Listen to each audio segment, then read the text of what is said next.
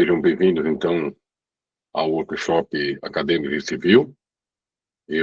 Agora vamos para o terceiro bloco, um bloco coordenado pelo Lucas Maier. Lucas Maier, por favor, assuma. Boa tarde, então, pessoal. Bem-vindos de volta ao nosso workshop do Registro Civil. Vamos começar agora um bloco com 3 alunos meus, que nem eu comentei de manhã. A gente vai passar por um classificador inteligente e 2 trabalhos sobre análise de PDF. Então, primeiramente, Gabriel Holstein. Boa tarde a todos. Meu nome é Gabriel e eu vou fazer a apresentação do meu trabalho, que é uma prova de conceito de um classificador inteligente de causas de óbito. Bom, para inicializar, só dando uma breve contextualização do problema, quando uma pessoa morre, é necessário fazer um registro do que aconteceu. Para isso, é feita uma declaração de óbito e nela contém informações como o nome do paciente, a data e o horário que aconteceu o óbito, o local de óbito, e uma sequência de ocorrências que levaram ao óbito, por exemplo, em caso de complicação de doença, qual foi a doença que começou e a cadeia de sintomas que acabou levando ao óbito. E essa declaração é muito importante para ter o acontecimento registrado, e ele é utilizado também para a emissão de certidões de óbito, que são registros importantes. Só que esse processo de definição de causas de óbito, ele enfrenta alguns desafios, porque em caso de complicações de doenças, muitas doenças possuem sintomas muito parecidos, e com isso acaba apresentando uma dificuldade para o profissional da saúde em saber qual foi a doença, se foi essa daqui, se foi aquela ali, quando os sintomas são muito semelhantes. Além disso, em hospitais com um volume muito grande de pacientes, ocorre um preenchimento, às vezes, ocorre um preenchimento apressado dessa declaração de óbito, porque muitas tarefas para os profissionais da saúde fazerem, e esse preenchimento apressado, ele acaba empobrecendo os dados, porque nem sempre os dados estão coerentes. E uma incoerência nos dados acaba afetando as estatísticas de mortalidade, e isso é um problema muito grande. Além disso, as declarações elas têm que ser preenchidas de acordo com a Classificação Internacional de Doenças, que é uma padronização feita pela OMS. E o CID, ele possui muitos códigos. Então, se o profissional da saúde não tem um treinamento adequado para preencher, é muito provável de que ele cometa um erro durante o preenchimento. Aqui eu trago, por exemplo, o CID-11, que é o mais recente. Ele contém aproximadamente 17 mil códigos únicos para descrever doenças, sintomas e machucados. E, além disso, esses códigos podem conter extensões para dar mais detalhes ainda. Então, acaba sendo muito trabalhoso fazer esse preenchimento. E, bom, o trabalho ele demonstra que esse processo ele pode ser simplificado com o auxílio de inteligência artificial. Mas, bom, como que isso é feito? Aqui eu trago uma demonstração bem simples com um relato de óbito imaginário, ele não é real, é só para questões de demonstração. E aqui eu demonstro o sistema. A ideia é que o profissional de saúde, ele descreva um relato em linguagem informal. Aqui, por exemplo, é um relato de óbito de um paciente chamado João, com algumas informações sensíveis no meio, e ele estava lá no hospital para o tratamento de pneumonia bacteriana. A ideia do sistema é receber esses relatos, fazer uma anonimização dos relatos para tirar as informações sensíveis, como nome, idade, número de prontuário, o leito que o paciente estava, a data e hora que levou ao óbito, tirar essas informações e depois fornecer essas informações para um modelo de IA, que ele julga os acontecimentos e ele acaba determinando causas de óbito para auxiliar a classificação do profissional da saúde. A ideia é fornecer as causas, as justificativas do porquê essas causas são válidas e já fornecer um código CID-11 para facilitar o preenchimento dos documentos por parte do profissional de saúde. Bom, então qual é a proposta? A proposta é um classificador inteligente de causas de óbito a partir de relatos informais que são preenchidos por profissionais de saúde. A ideia é fazer uso de inteligência artificial para realizar a classificação. A partir dessa classificação, possuir uma integração com uma API do CID-11 fornecido pela OMS para sempre obter os códigos de uma maneira atualizada e coerente.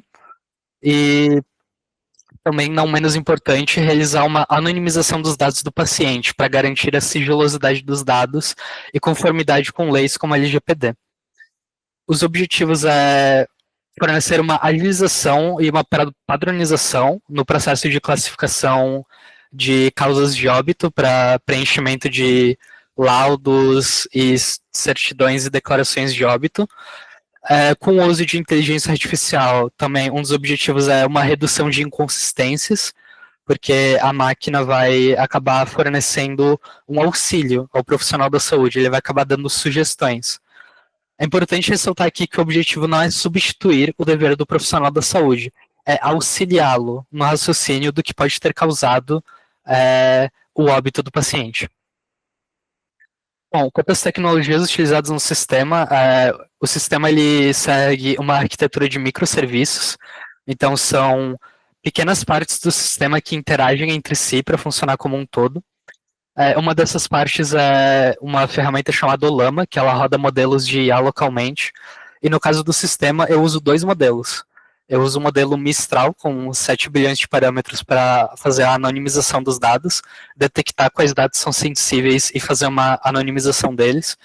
E eu uso o modelo DeepSeek R1, com 8 bilhões de parâmetros, para receber os relatos anonimizados e fazer uma classificação das causas de óbito. Além disso, dessa classificação, há uma integração com o CID-11, como eu mencionei, para sempre obter os códigos mais atualizados para fazer a classificação das causas de óbito. E para interface de comunicação com o profissional da saúde é utilizado um modelo de chat com a biblioteca Streamlit no Python. Bom, quanto à implementação, a forma que o sistema funciona, ele segue um flow muito simples. Primeiro é feito um relato do usuário, o profissional de saúde preenche o relato. Então é feita uma anonimização, então uma classificação das causas de óbito, obtém-se os códigos correspondentes e junta-se essas informações e dá uma resposta ao usuário. Começando pelo relato, como eu demonstrei, é apenas um chat que o profissional da saúde descreve as coisas, ele não precisa se preocupar com a sigilosidade, porque isso é feito depois. E aqui ele descreve de maneira breve os acontecimentos que levaram o paciente ao óbito. Em seguida, esse relato ele é alimentado para uma IA local, e essa IA detecta as informações sensíveis e passa para o sistema. Então o sistema ele é responsável de pegar o relato e retirar as informações sensíveis para fazer conformidade com leis como a LGPD. Então esse relato anonimizado ele é alimentado para uma outra IA, que é a DeepSeek, e essa IA, a partir do relato anonimizado, ele faz uma análise, ele define pelo menos 3 possíveis causas de óbito que levaram o paciente ao óbito, e ele também fornece uma justificativa do porquê ele acredita que essas causas são coerentes. E cabe ao profissional da saúde verificar se as justificativas são válidas ou não. O interessante de notar aqui é que, como o relato é anônimo, é possível utilizar diferentes modelos de IA, como, por exemplo, poderia tirar essa IA local e delegar, por exemplo, para o ChatGPT. Porque como não tem nenhuma informação sensível, não há quebra de sigilosidade. Então, não há esse risco. Existe essa questão de segurança. Por fim, essas causas são alimentadas na API do CID-11 para obter os códigos e as doenças ou machucados, injúrias correspondentes. E é importante notar que, em alguns casos, a classificação é composta de mais de um código, porque isso traz mais especificidade para o caso. E também é importante notar que há uma pontuação mínima a ser considerada para utilizar aquele código ou não, porque, por exemplo, se a API não vê uma conexão entre o que a IA decidiu como causa e o que está registrado como padronizado no CID-11, não tem por que usar aquele código, então simplesmente ele ignora. Por fim, todas essas causas são combinadas em uma resposta e é apresentado para o profissional de saúde. Como mencionei no exemplo, a causa era de pneumonia bacteriana, e aqui a IA sugeriu como causa possível pneumonia bacteriana, uma insuficiência respiratória aguda e uma parada cardiorrespiratória. E aqui eu queria trazer mais atenção para a causa 3, que apesar de estar escrito parada cardiorrespiratória, o código sugeriu como parada cardiopulmonar. Por quê? Porque na padronização o termo correto é parada cardiopulmonar. Então, o processo do sistema facilita em garantir que as informações estão, de fato, de acordo com os padrões do CID-11. Bom, como conclusão, a partir desse exemplo, eu acredito que é viável o uso de inteligência artificial para facilitar no processo de definição de causas de óbito dos pacientes e fornecer um apoio aos profissionais de saúde. E como trabalhos futuros, acredito que há algumas maneiras de aperfeiçoar esse sistema melhor ainda.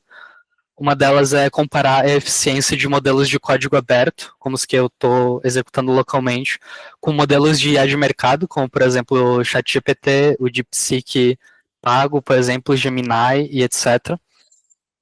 Além disso, construir e validar um conjunto de dados anonimizados para realizar um fine-tuning, garantir uma especialidade para IA em um contexto clínico, e com isso ela dá respostas mais coerentes, mais específicas aos casos, e também expandir o sistema para, além de dar classificação de causas de óbito, também fazer uma classificação de condições associadas e causas intermediárias, para fazer toda a árvore de eventos que levaram ao óbito e facilitar a classificação por parte do profissional de saúde. Então, quanto à apresentação é isso. Obrigado. E eu passo a palavra para o Lucas Maíra. Obrigado, Gabriel. Muito boa apresentação. Obrigado. Pode partir agora. Só uma questão que eu queria comentar sobre esse trabalho em específico, que eu imagino que vai ter alguma pergunta sobre isso, né?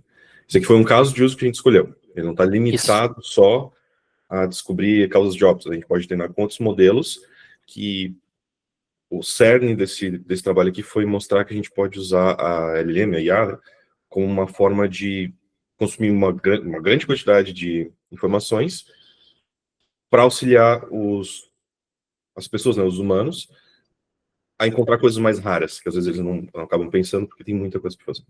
Isso. Então, perguntas, pessoal? Imagino que o Custódio tenha várias. Oi, Gabriel.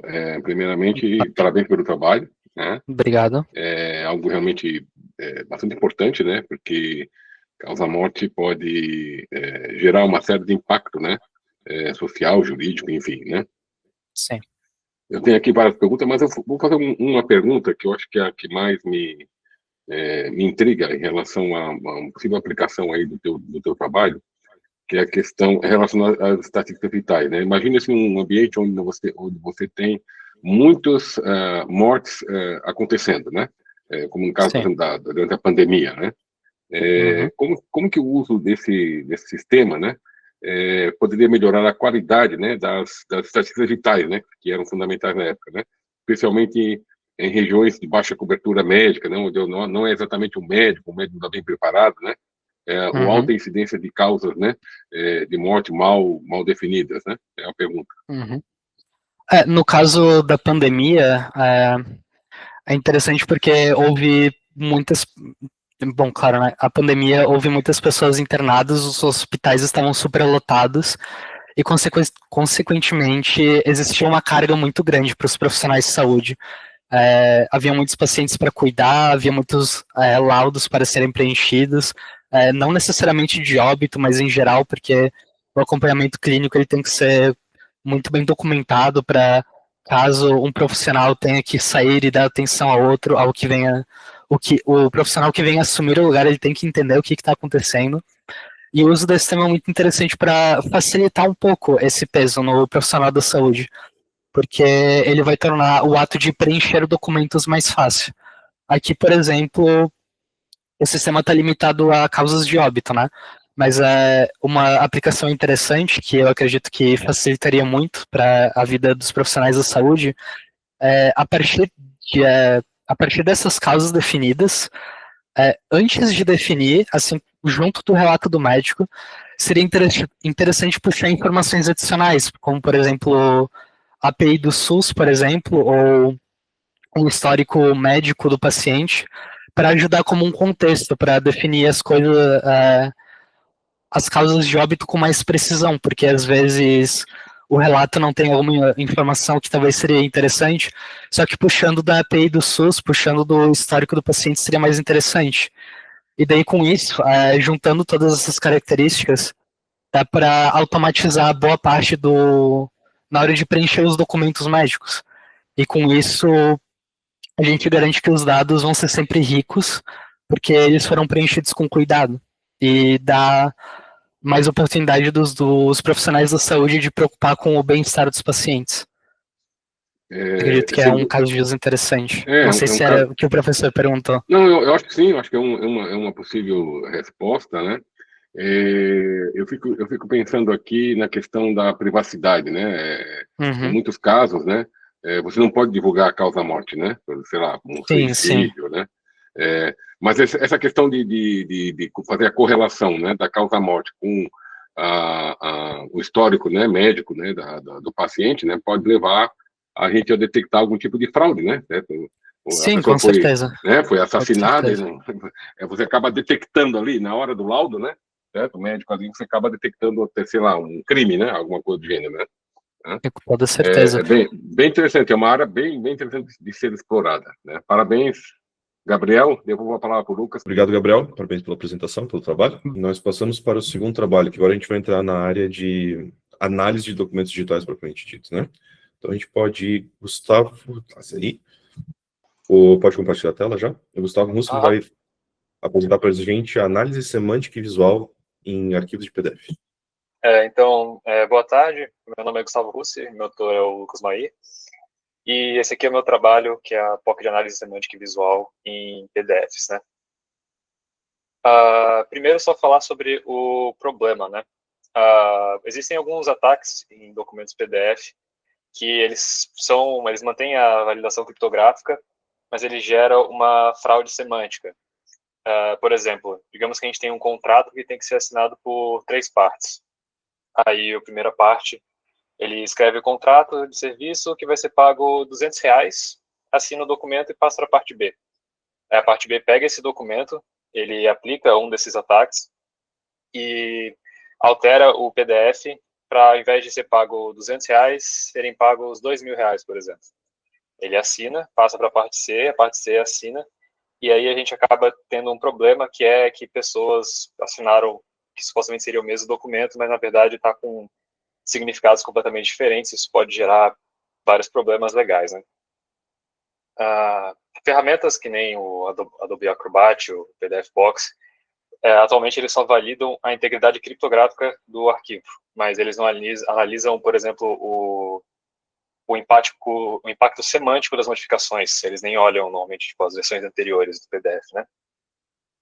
Aí, para resolver isso, esse trabalho ele pretende seguir esse fluxo em que a gente pegaria o sistema de versionamento interno de um PDF, a gente ia reconstruir todas as versões do PDF, fazer uma análise comparativa, primeiro textual, de todos eles, para ver quais análises textuais que aconteceram entre versões. Caso não detecte alguma coisa, a gente também tem uma análise visual, e no final a gente passa essas diferenças que a gente detectou, usando esses 2 métodos, para uma LLM, para ela gerar um resumo mais humanizado, para explicar diretamente para o usuário, isso aqui que mudou, e essas seriam as implicações dessa mudança no sentido, contexto do documento como um todo, né? Vou mostrar aqui rapidinho como é que ficou a interface só. Aí tem essa interface de exemplo aqui, bonitinho. Aí eu já extraí algumas versões, por exemplo, de um contrato de estágio antigo que eu tinha. A partir de um único PDF, que tem ali o sistema interno de versionamento dele, ele me disse o que aconteceu em cada um dos estágios. E se eu abrir aqui, eu posso mostrar aqui rapidinho. Aqui a primeira versão, não tem pessoal criação. Aí na terceira versão já tem a minha assinatura e mais de um responsável. Então a extração das versões do PDF, a construção dos PDFs a partir do conteúdo do versionamento interno está funcionando perfeitinho.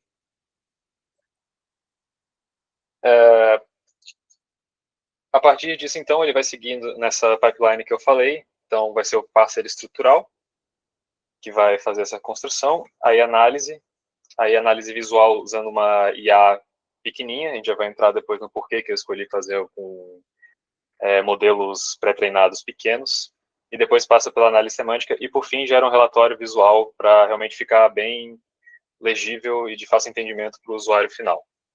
Eu vou mostrar aqui novamente alguns exemplos que eu já deixei preparado antes. Por exemplo, esse aqui, eu tenho aqui o documento original, que é só um contrato de prestação de serviço, e eu gerei, de exemplo, 2 alterações nele.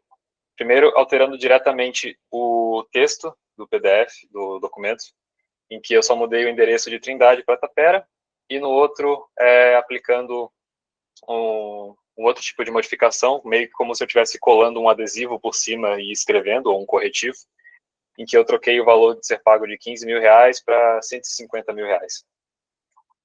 Aí, aqui, a análise semântica, puramente semântica, ele já fez toda a análise de diferenças linha a linha, e ele passou para IA, para análise semântica, e daí ele me deu aqui, a parte contratada mudou de Trindade para Tapera. Ele me diz aqui certinho qual linha que foi modificada e qual a modificação. O problema de só depender da análise textual é que daí, por exemplo, no caso do outro ataque, que seria o do corretivo, ele não conseguiu interpretar direito, porque ele acaba lendo como se tivesse esse texto sobreposto. Então, se vocês olharem aqui na linha, no modificado, ele está todo corrompido e, por consequência, o resumo da análise semântica ele está incorreto.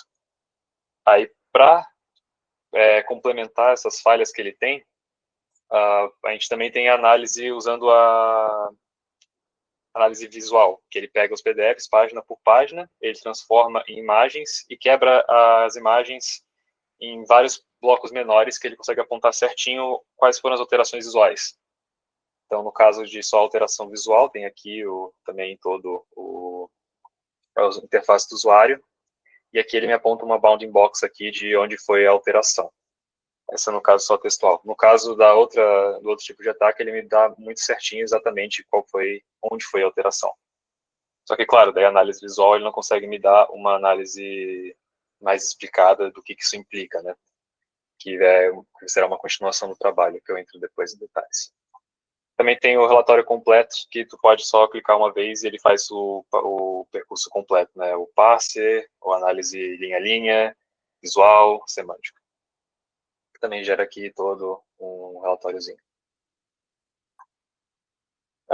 Como eu falei agora, então, cada uma das 2 análises tem suas vantagens. Então, o ideal é, mais tarde, não foi feito a ponto dessa apresentação, melhorar a integração entre as duas.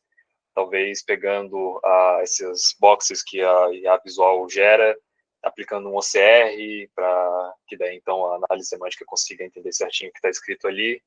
Mas isso são questões futuras.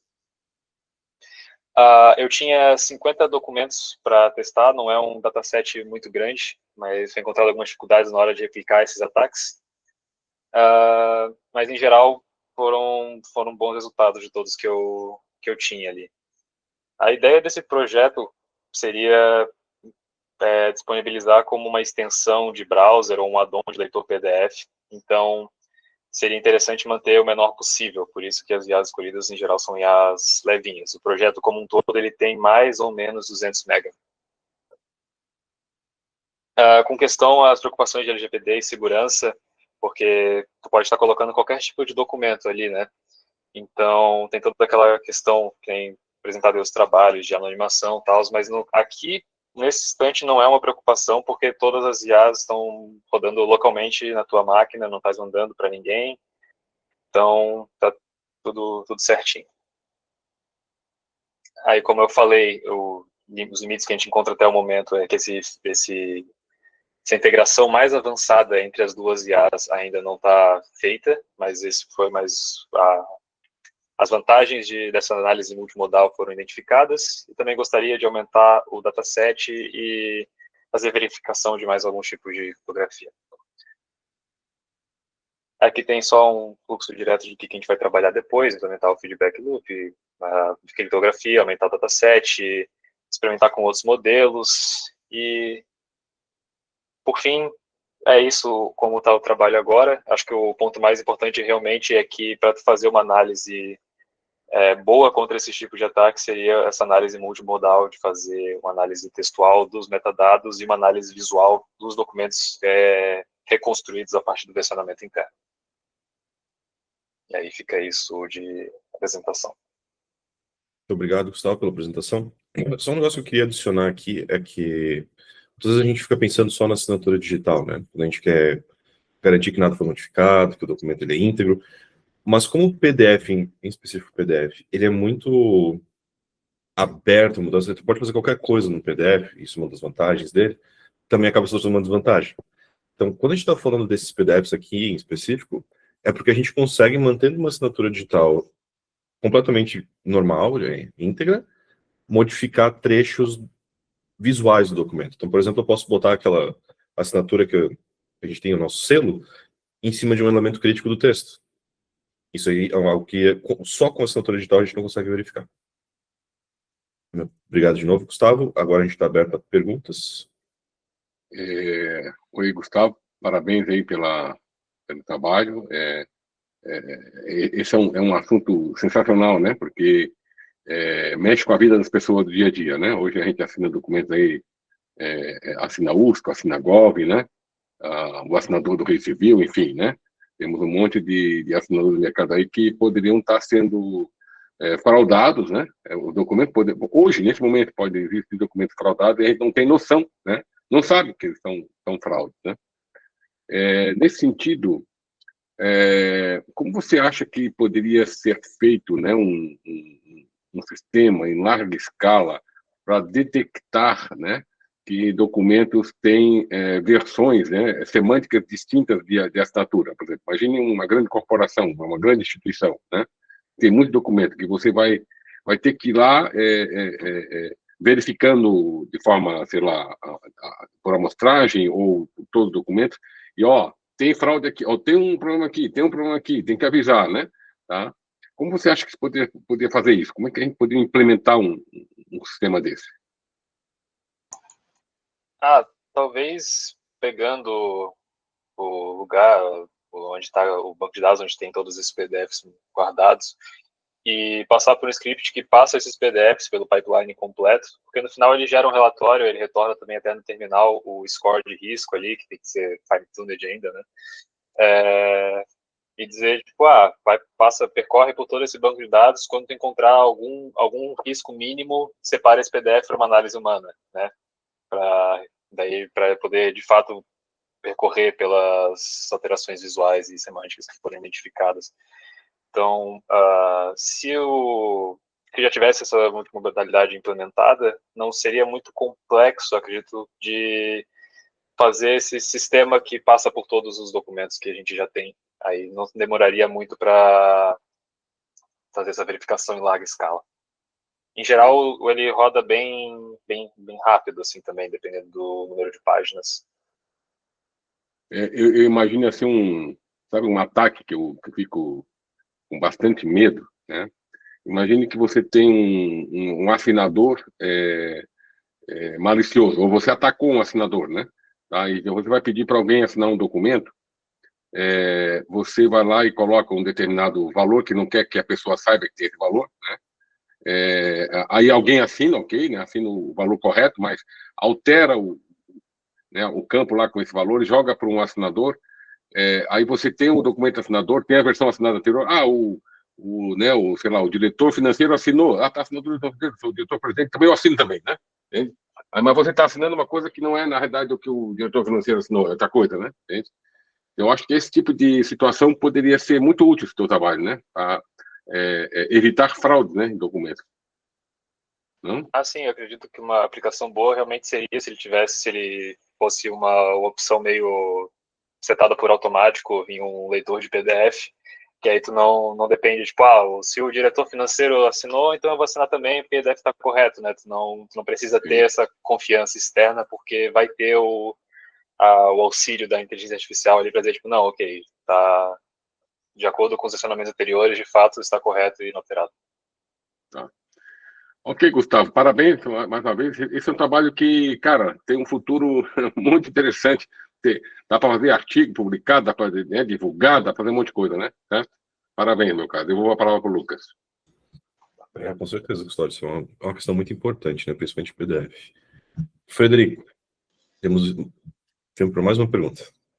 Perfeito. Eu gostaria de emendar no comentário do professor Custódio concordo em número, gênero e grau que tem muita coisa que pode surgir a partir desse trabalho, né? Acho que ele abre algumas portas que antes estavam fechadas, que a gente imaginava, mas agora você abriu elas, então nos leva para caminhos frutíferos e inovadores, né? Tanto do ponto de vista acadêmico, quanto do ponto de vista de tecnologia, produto, etc.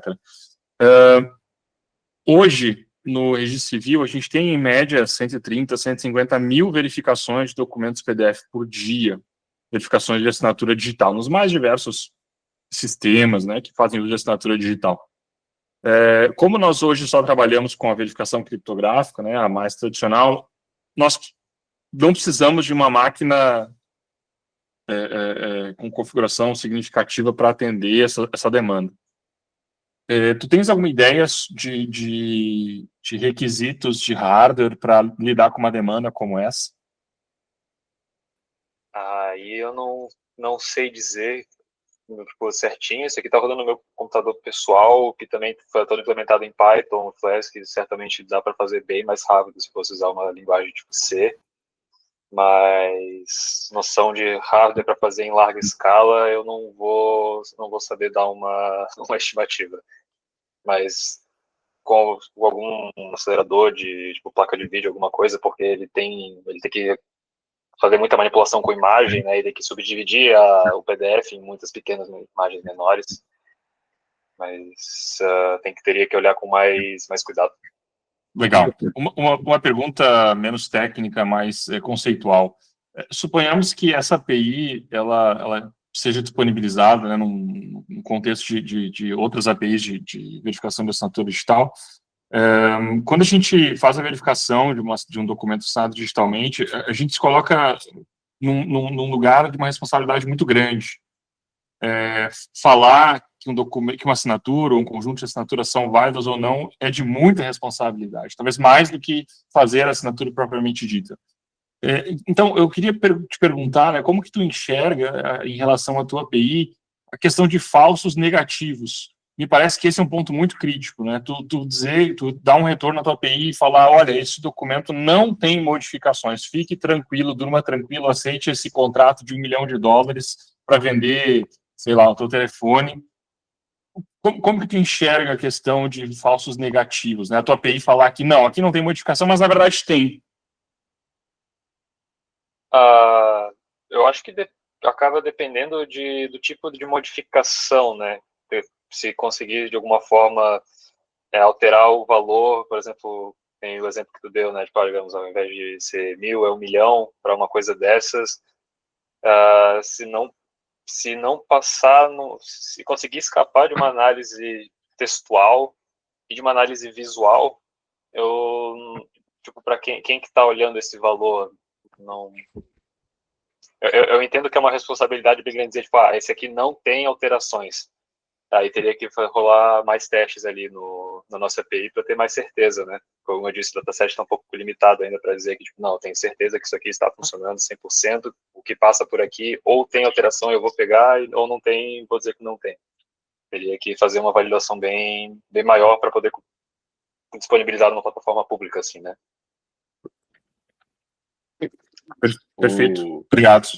Frederico, eu acho que tem que ter alguma maneira de você registrar os sistemas, né, de suporte à assinatura ou à verificação da assinatura, né?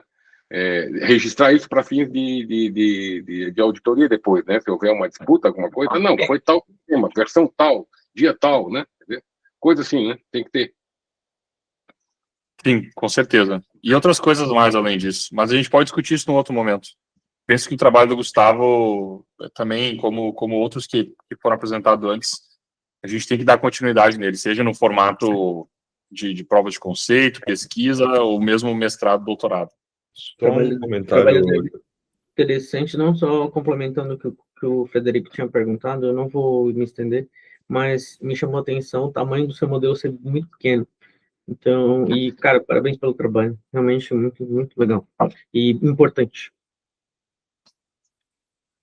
Só um comentário bem rápido aqui, porque a gente vai passar um pouquinho, alguns minutinhos do horário. Sobre isso ali que tu comentou, Frederico, de aceitar ou não, a gente não pode ver essa API como algo que decide a validade do documento. Ele nada mais é do que mais mais uma... Fugiu a palavra agora. Camada de evidência? Mais uma evidência, obrigado, Wellington, de que o documento e a assinatura está íntegro. Então, a gente não vai tirar a assinatura, a gente não vai tirar o ser humano no final, que alguém vai ter que olhar o documento. É só mais uma evidência que a gente coloca na nossa pilha de evidências que a gente tem quando a gente está fazendo documentos digitais. A gente vai passar agora para a apresentação do Henrique. Boa tarde, eu sou o Henrique, vou apresentar aqui o meu projeto para essa disciplina, que é o gerador automático de laudo de autenticidade documental, mas uma abordagem um pouco diferente do que o Gustavo mostrou para a gente, que é uma abordagem usando visão computacional e também a generativa para poder fazer a geração desse laudo. Aqui a gente tem um problema que é para você verificar se um documento é original. No caso, um documento físico é um processo manual lento, que passaria por diversas verificações. Se você vai usar uma LLM padrão, como o Gemini ou o GPT, para ver essa imagem, é algo bem caro de se fazer. No meu projeto aqui eu estou usando o Gemini para poder fazer o laudo só na parte textual, mas eu tentei usar a versão de enviar a imagem para ele também fazer a verificação, e não tinha como, era um custo bem elevado, assim, não era disponível gratuitamente nos pacotes de estudante do Google, e o preço também era um pouco alto. A gente tem o OCR, que foi citado nos trabalhos mais cedo, que faz a validação do texto, então não é suficiente para gerar esse laudo e dizer se o documento é original ou não, e não existem ferramentas acessíveis para que o usuário comum possa fazer uma verificação de um documento que ele queira verificar. Então, aqui na arquitetura do que eu fiz, então a gente tem um front-end, um back-end e o core, que é a parte da IA. O front-end é só uma área de interação do usuário, que foi feita em React, onde ele pode carregar o seu documento que ele quer analisar. O back-end é simplesmente uma API que vai fazer a comunicação entre o front-end e o core da aplicação, e a gente tem o core ali, que é a parte da IA que vai fazer essa identificação, que é usando o YOLO, que foi treinado para identificar elementos em um documento, e o Gemini para fazer a geração do laudo. Então, mostrando um pouco a aplicação funcionando, esse é o front-end, é uma camada bem simples, onde o usuário simplesmente vai anexar, vai escolher uma imagem de um documento que ele quer analisar. Então, eu vou escolher uma aqui que eu tinha já separado e foi usado para testar. Ele vai gerar esse documento, essa aqui é a imagem que eu estou usando. Eu encontrei um artigo que tem um dataset com diversas imagens de documento, CNH, RG e CPF, que é público, então eu consegui pegar imagens reais de documentos, então deu uma ajudada para testar. Então aqui é só uma imagem padrão, como ela vem no dataset, ela está completa, só com algumas informações censuradas, que são sensíveis, né? E ele vai gerar aqui o laudo de autenticidade. Então ele deu um score de 90% de alta chance de ser um documento original. Ele identifica que ele encontrou 2 elementos, e aqui é o relatório gerado pelo Gemini. Então, o Gemini, ele diz, é enviado para ele as coisas que o YOLO, através de visão computacional, encontrou, que foi o brasão da República e o símbolo de CNH, que fica aqui no canto, e o brasão da República, são esses 2 elementos que ele encontrou, e isso é comum se tem documentos de CNH. Então, ele considera isso como uma alta probabilidade de ser um documento original. E essa porcentagem aqui é a certeza que o YOLO tem de que isso realmente é um brasão da República e que isso realmente é aquela parte ali da CNH. Então, é 96%, 75%.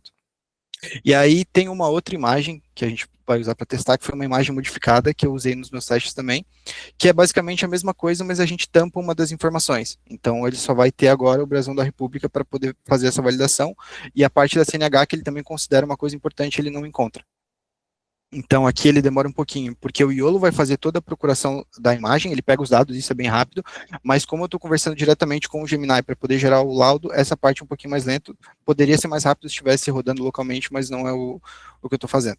Então, aqui a porcentagem de ser um documento original diminuiu, porque dessa vez ele só identificou um elemento, que é o próprio brasão da República, que ele já tinha identificado antes, mas a parte da CNH não está mais presente. Isso poderia ser um documento falsificado, ou poderia ser, sei lá, alguém tirou uma foto com o dedo em cima e não apareceu. Então, ele vai fazer toda essa análise na análise, ele verifica tudo o que foi encontrado, e ele também verifica o que não foi encontrado. Então, ele usa isso para poder dizer sobre o documento, por que isso pode ser verdadeiro, por que isso pode ser falso. E ele também gera o laudo, que é o principal, né? Aqui um PDF que pode ser baixado, e é basicamente as mesmas informações que tem lá, a gente sai com a data da análise, o mesmo score de autenticidade, o veredito da IA, e os elementos identificados de toda aquela análise que é o Gemini que faz.